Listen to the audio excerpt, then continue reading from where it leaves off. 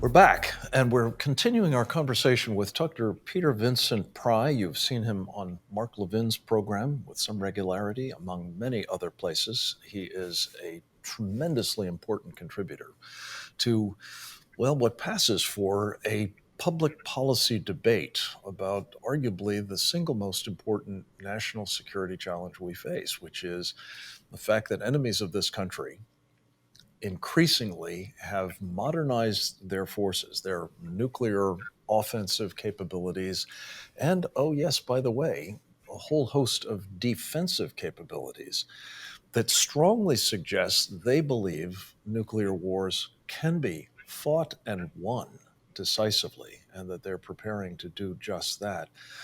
We're being told, though, by so called nuclear experts in this country that actually none of that matters. The most important thing for the United States to do under these circumstances is to disarm. And Peter, you were talking before the break about some of the decisions the Biden administration has been doing in just that regard.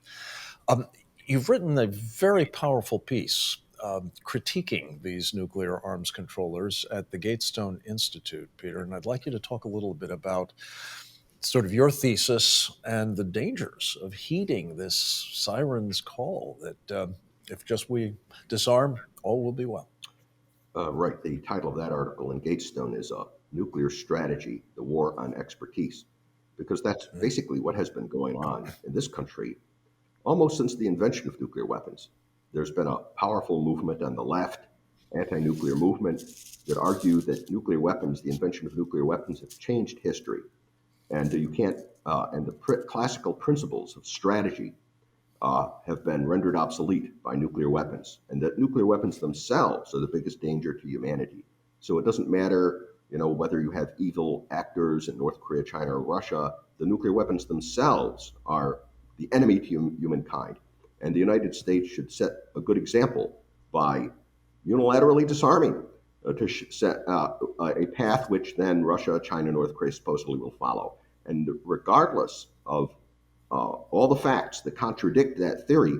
And we have the biggest example that we've just come out of, because at the end of the Cold War, the United States did, in effect, unilaterally, because the Russians have been violating the arms control treaties.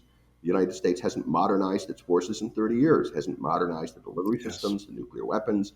And while we had a 30-year nuclear deterrence holiday, Russia, China, and North Korea have rushed ahead, modernizing and outracing us. That's how the Russians got that 10-to-1 advantage in tactical nuclear weapons. That's why they have nuclear weapons capabilities, third-generation nuclear weapon capabilities that we have no counterparts to. Super EMP weapons, weapons specialized for X-ray and neutron radiation. Even North Korea is ahead of us. They've got a super EMP warhead. And China is about to make an enormous great leap forward, probably by deploying 350 to 400 DF-41 ICBMs, the equivalent of a mobile peacekeeper. Each one of those weapons carries 10 warheads. It's a first strike weapon. And that will give them, so that the United States would become the third nuclear power when China deploys the DF-41, which is probably going to happen before 2030, in just a few years.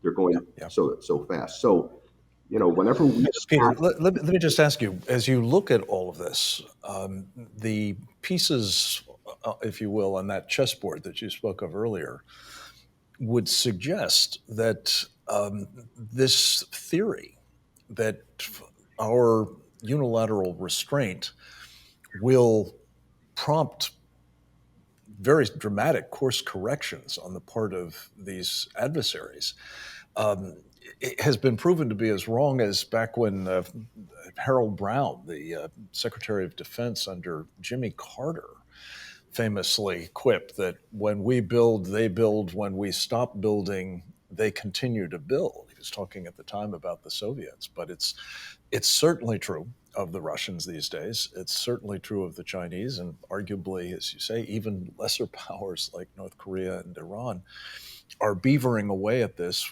with no regard at all for our restraint. If anything, perhaps incentivized to be even more aggressive in their modernization plans. Does this all matter, Peter Pry?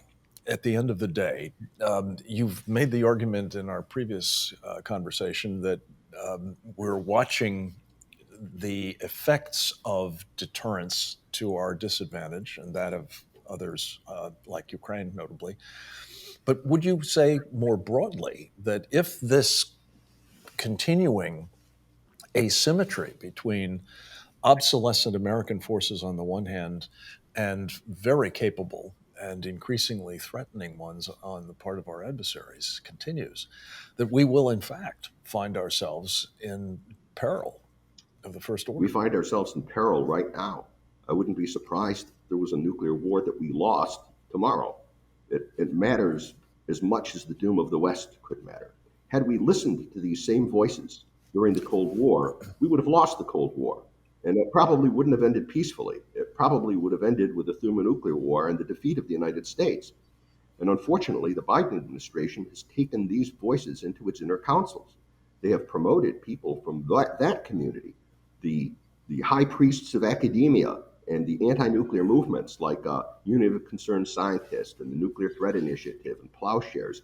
These people are in the kitchen cabinet.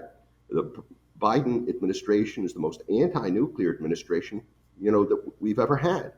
The Bidens Yes. compelled the Secretary of Defense, the Department of Defense, to fund a study by the Carnegie Institute to make a case as to why the United States should eliminate unilaterally its ICBMs. That's never been done before by any other president. The ICBMs are probably the most important part of our triad because they're ready 24/7 for an adversary surprise attack. They're really the only thing standing between us and a nuclear surprise attack by our enemies. And the Biden, These are the intercontinental range ballistic missiles. We have a number of them, but they're very aged. And the idea that we would unilaterally disarm them as well is an invitation to disaster. I right? think there's no getting around it.